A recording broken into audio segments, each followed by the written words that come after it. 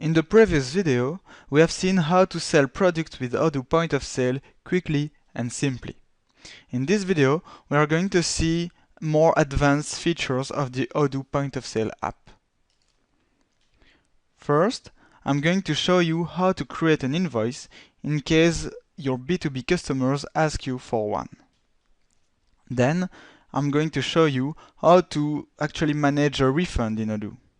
And then we'll see how to use price lists to apply seasonal discounts in your shop.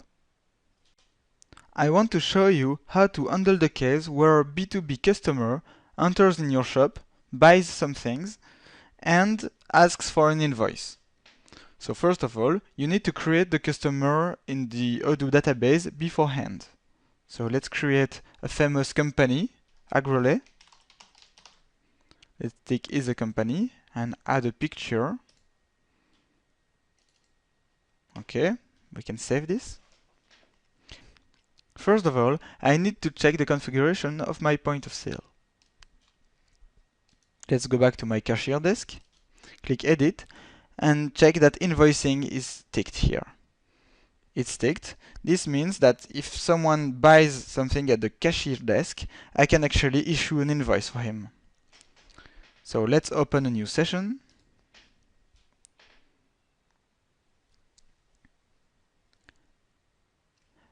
And Agrolay is entering into my shop. He wants to buy a few apple juice bottles. And so far, Odoo doesn't know yet that Agrolay is the customer of the current order. I need to specify it. So if Agrolay has a EAN barcode, I can scan it, and Odoo will recognize that Agrolay is the customer. Otherwise, I can just click here on unknown customer, search for Agrolay in the list or here, and click on it. Then I have the information about Agrolay, and I can click Set Customer, and Agrolay is identified as the customer of my order. So he decides to pay by cash. And I can issue an invoice through the front-end interface. I can click here. And I can actually print it right away. If I close the front end now, and I go back to my accounting menu, in the backend, I'll see that there is an invoice for Agrolay. It's open, you see? Then I can go back to the point of sale and resume my session, which will reopen the front end. An important concept to grasp regarding the point of sale is the difference between opening a session and opening the front end. Opening a session is what you do in the morning when you open your shop, you open your cash register, and you open the session. So this is a session that will probably last for the whole day, if you sell during the whole day, and then you open the front end in order to be able to sell. During the day and during the session, you can actually close the front end in order to perform some actions in the back end. Let's do that. Let's click on Close, Confirm. I'm closing the front end, but I'm not closing the session. So I can go to accounting, to the settings, whatever, and then I can resume my session by reopening the front end.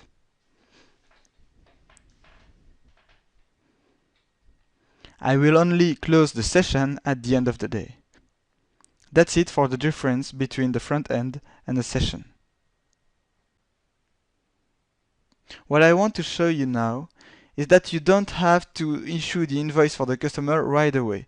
For example, let's say that someone from Agrolay comes into my shop, buys some apple juice, and then leaves the shop. So fine, but I don't know that this guy was an employee of Agrolay, so I didn't specify that it was Agrolay. And then he comes back a few minutes later. Oh, I forgot to tell you I'm from Agrolay, I do want an invoice. So that's fine. Let's simulate this case. Someone enters into my shop, buys some apple juice, pay by cash with notes of $20, validate, without printing an invoice, right? It just prints a ticket. And I clicked on next order to actually finish the order. I didn't know it was someone from Agrolé, and this person didn't ask for an invoice. But now he comes back and wants an invoice. Okay, then I need to close the front end, which doesn't close the session, as I just explained. I can go back to the list of orders, and I find this order, main008. So this person just bought 6 bottles of apple juice. How to issue an invoice from this order? I can try to click invoice, but odoo won't let me because I cannot invoice no one and there is no customer on this order. So let's try. Please provide a partner for the sale.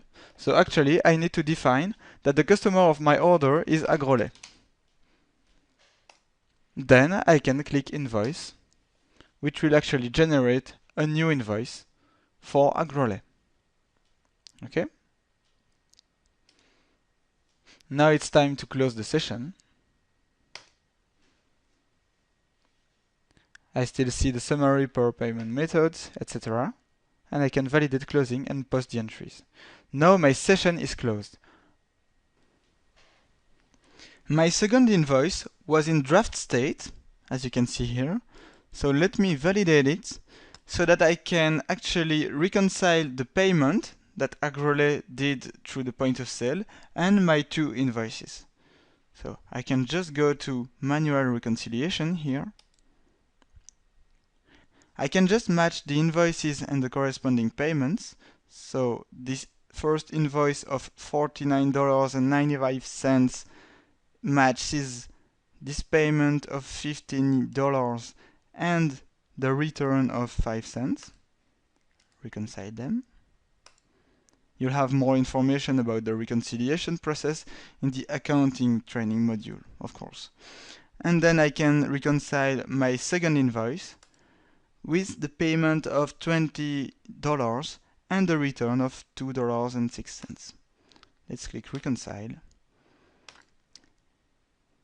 so that my invoices are paid.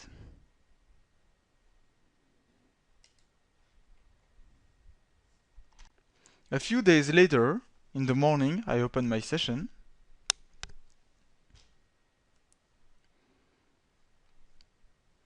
I start selling a few beers. Anyway, the customer pays by cash. That's not really important for this example.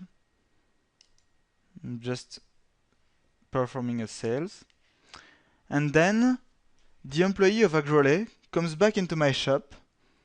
He didn't like the last bottle of apple juice. He wants to return it and he wants to get a refund. So how can I manage that in odoo? I can close the front end while staying into my session. I can find the order where I sold him this apple juice. I think it was here. And I can actually return some products. So out of the 6 he bought, he wants to return 1. So I can edit, and the quantity would be -1. And I can refund him. So $2.99, that's what he paid. And the payment is done. If now I close my session, and the refund is included in the summary of my session.